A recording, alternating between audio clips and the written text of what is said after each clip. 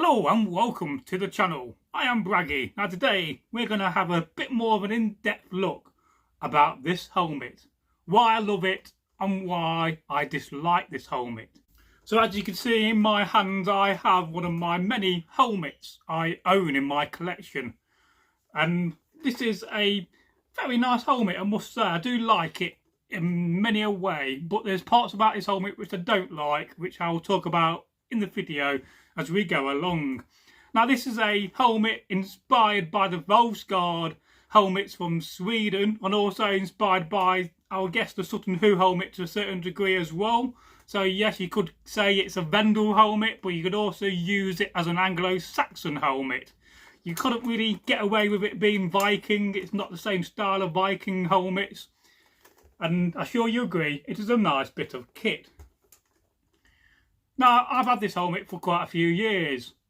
A lot of my kit, and I do get this asked quite a lot, where do you get your kit from, Braggy? Well, this was a second-hand helmet I bought from Turkey. I think I paid £100 or £150 or somewhere in between, if I remember.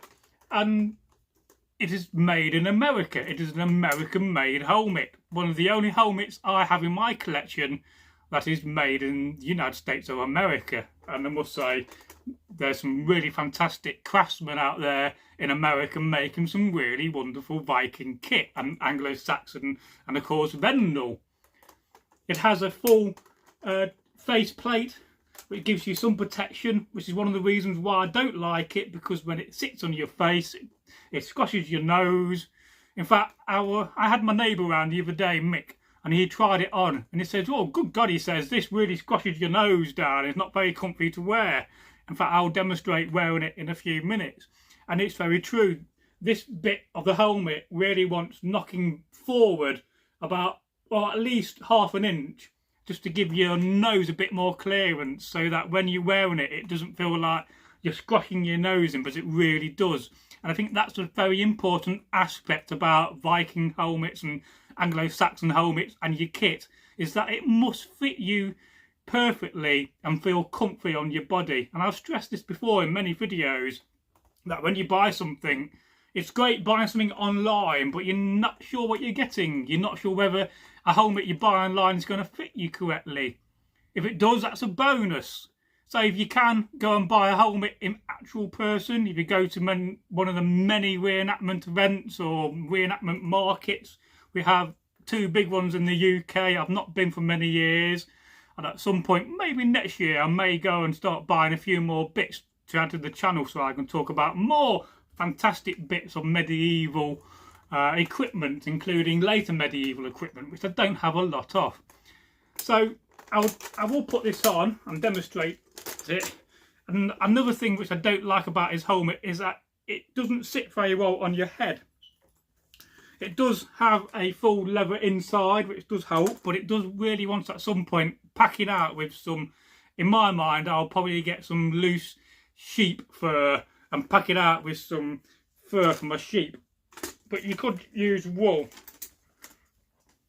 So when I wear this helmet, it squashes my nose down. It's really uncomfortable. So it's not one of those helmets I'd like to wear in battle for very long, because it's very restricted on the face, and it's just too close to the face. Like I said, it just wants going on my anvil at some point, having a good whack with a good hammer to try to knock it forward. But apart from that, it does look pretty awesome. It covers your whole face. You got your side steel slats on the back to give you neck protection. As I take it off, I'll show you them. Now, are these great? Are these brilliant? Or are they not as good as mail? Yeah, they do give you protection. Granted, if a sword or an axe struck that, it would save your neck getting damaged and possibly killing you in the battlefield. But again, it's quite uncomfortable on your neck. Whether you could have some padding underneath, a bit of leather going round, which would improve that. Or even dramatically take them all off and replace it with some riveted mail. I wouldn't do that in this case, because it came with a helmet and I want to keep it to the way it came. These little slats are also concave, they're curved as well, not straight. to give you that bit more freedom on the back of the neck, and it's a very clever and interesting way to give you neck protection. As you can also see on this helmet, it also has quite a bit of brass fittings on it. This is first of all for decoration, but also because it adds a practical element to it. So for instance, around the face plate you have brass going all the way around it. This stops a sharp edge from being there and gives you protection on your face, which is a very good and clever idea. And of course it adds to the helmet, and of course it goes all the way around the back, just this brass fitting. Then over the top, with an animal motif on the front, we have a crest. Now this crest is actually hollow and is made from 3 pieces. You have the first front piece here, well actually 4 pieces. You have the first animal motif, which is 1 piece. This section's the second piece, third piece, and the fourth piece, which is the rear of the animal tail. Now back in the day, would these have been constructed hollow or would they be cast solid? I think it's a 50-50, and depending on the craftsmanship and the craftsman making this nice bit of brass decoration of the crest. Hollow will save you metal, so there's a practical reason why it would be hollow, because let's face it, metal is very, very precious in those days, and every bit of brass and bronze you saved would go onto another helmet or another part of a sword. So yes, it does have that practical element of saving your material, and I find that to be quite important. I would love to know from an archaeological point of view whether these have been found to be hollow or these crests have actually been found to be solid. I would love to know your thoughts on that. Now this helmet is made, I've measured it with a vernier and the micrometer, and it does measure about 16 gauge in this steel thickness, which is about 1.5mm to 1.6. So it's a good thick steel, made from mild steel of course. If you don't look after it, it does go rusty. So if you're living in your longhouse, 1400 years ago, you have to look after your kit. Of course, they would use stuff like animal fat to grease up the helmets to keep them nice and, rust free. And they would tender and look after the helmets and the kit. Very important to do that back here today as well.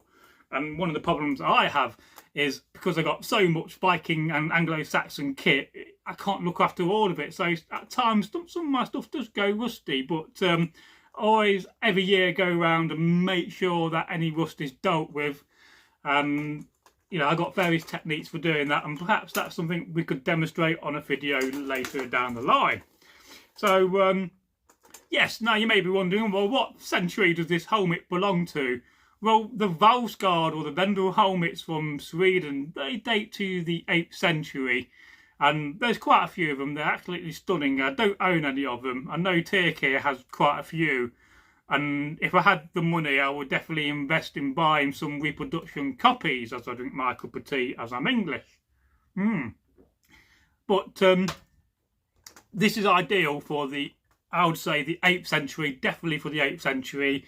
And you may get away with the 9th century as well. Because don't forget, if these weren't buried with a warrior, then they would have been passed down to your next generation. So perhaps your oldest son would have had this passed down to him. But also, a lot of them would have been buried with the warriors. This is a helmet of the elites.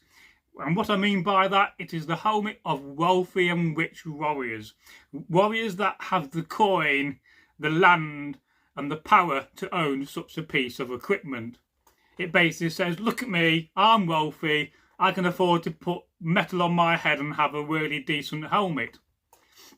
And of course, it is all a lot of material in a helmet. You could melt this down and make it into an ingot and make yourself probably a couple of axes from it. But of course, an axe isn't going to save your head, and having a helmet is very, very essential in the battle of the Vikings and the Anglo-Saxons and later on the Normans, of course. So yes, so I do love this helmet.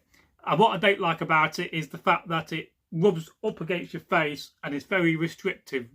So I've never actually worn this helmet in battle because of that fact. It's just very, very difficult to wear. And of course, with the animal motif at the front is a very typical thing on the early helmets.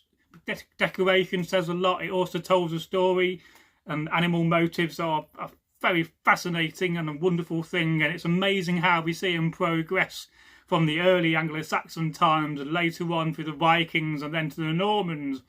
I mean, I just love animal motifs and the design and thought that goes into a helmet like this.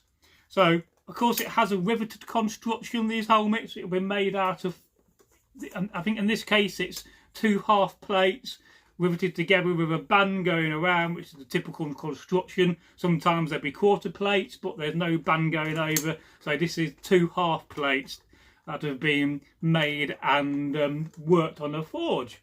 And of course, has brass rivets. You could improve the helmet by making it look a bit more aged. You could use boot polish as one method, or you could just wear it an awful lot in battle and it will age over time. This luckily already has that aged look to it.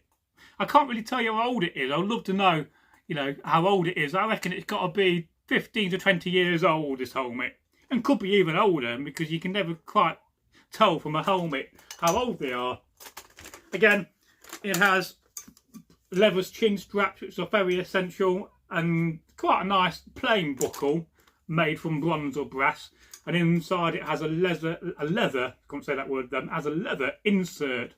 And it does want packing out a bit, so it sits a little bit higher on your head. So perhaps in the video we will go down to my garage when it's tidy and we'll attempt to knock this forward a little bit to give my nose a bit more room and make it a more practical helmet to wear. Yeah, you could take these off. These were often designed, these metal slats or whatever you call them, neck protection, to come off if need be. But I've never gone down that route and I've decided not to. So, yes, so very nice helmet. I hope you agree. And let's just pose for the thumbnail. So, hello. Well, perhaps we'll get over this side and hide that emoji, whatever creature it is. I'm not so up on it. It's my girlfriend's. So, hello. And hope you've enjoyed this video. I am planning to make more long format videos as I have a bit more time on my hands these days. And there's one video I want to talk about next, which I'm going to record when I got a bit of stuff written down on a piece of paper, is do we need a modern dad's army in the UK? I've seen quite a few videos on this subject and it's something I would actually love to talk about and I'd be well up for joining. So leave us a comment as always, and it's goodbye from me. Goodbye from Braggy.